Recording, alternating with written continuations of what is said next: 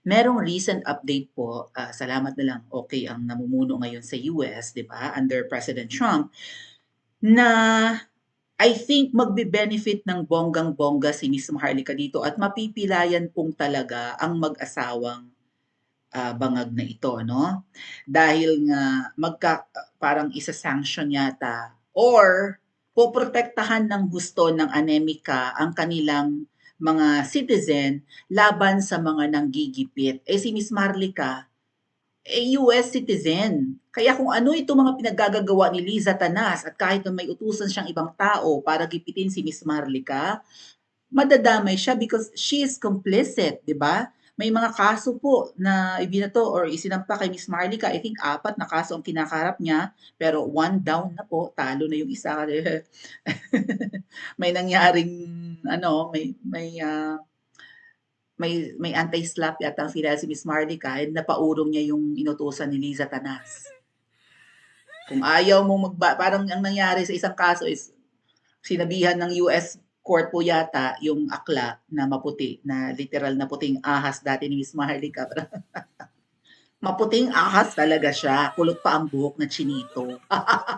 Na-meet ko pa yan in person mga kababayan, yung isa sa nagkaso kay Miss Maharlika na sa tingin namin inutusan ni Liza Tanas. Parang inano siya, binigyan siya ng condition ng US na i-aatras mo yung kaso mo o magka-counter, 'di ba, magsasampa ng counter kaso si Miss Maharlika sa'yo and mapipilayan ka ng bonggang-bongga kasi malaki ang hihingin ni Maharlikang danyos perwisyo sa'yo. Back out yung akla na maputi. 'Di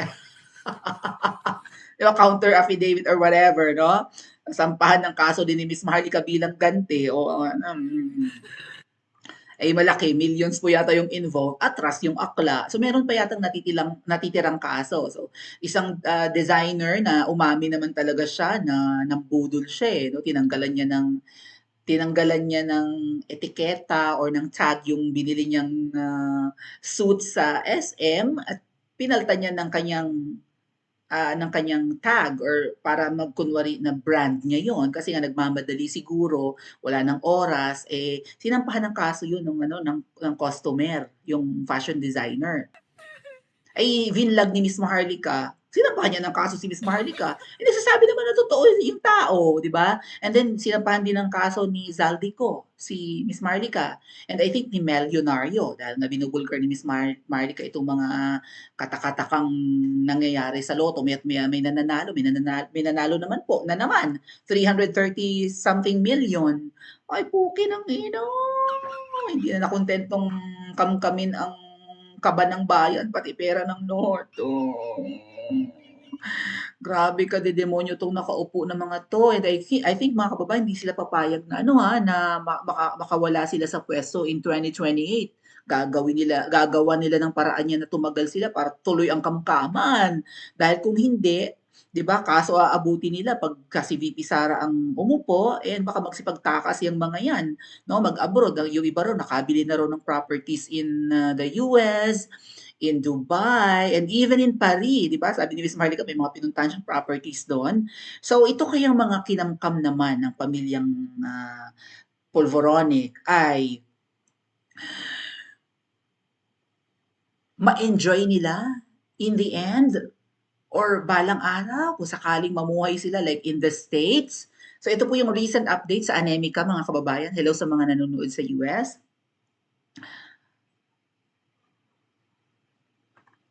Alright, basahin lang po natin ha.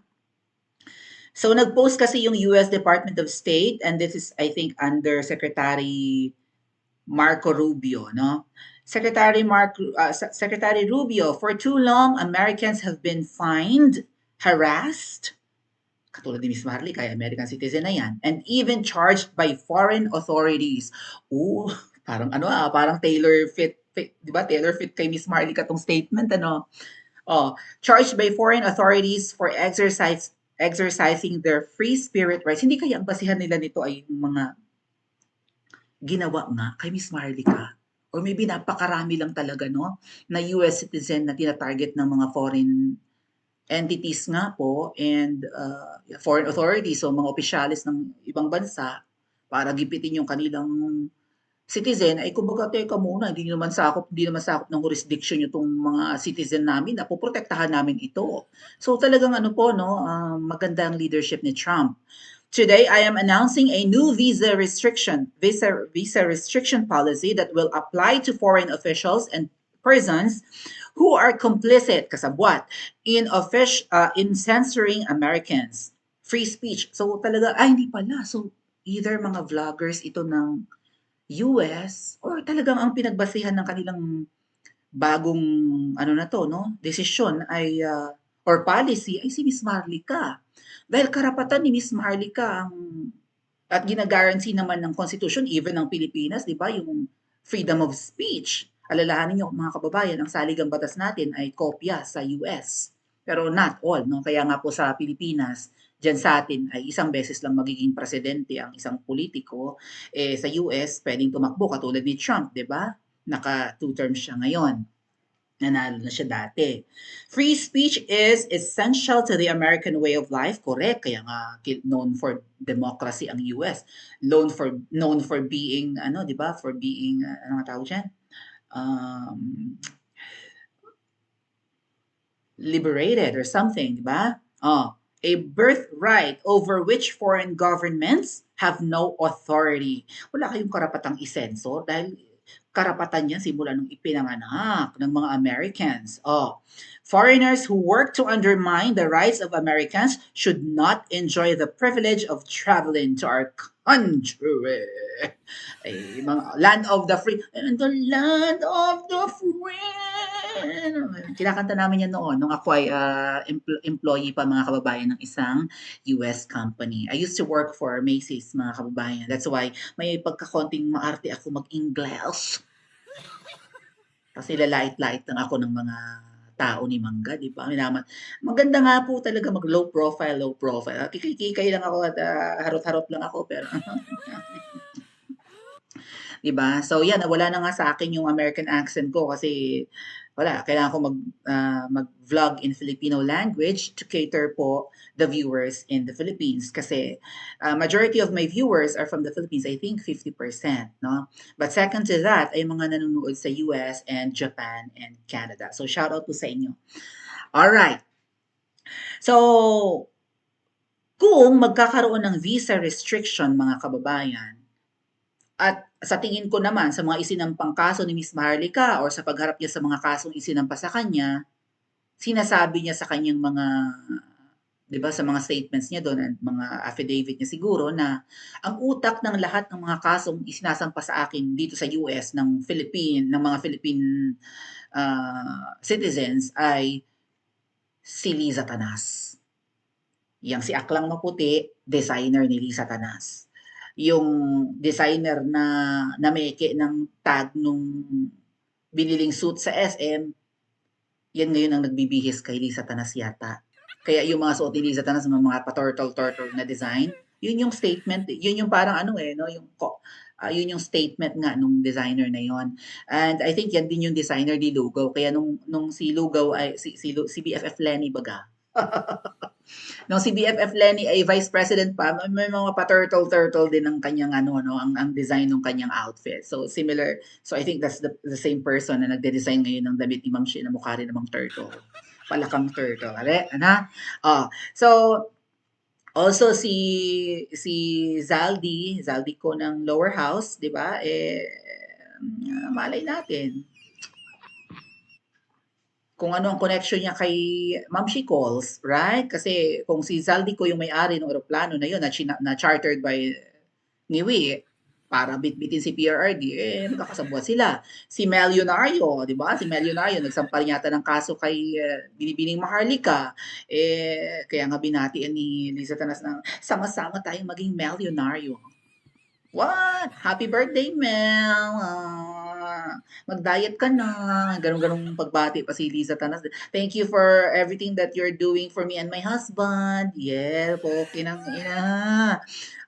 So, paano makakatungtong ulit ng anemika ang mag-asawa na makakati ang paa, mahilig mag-travel?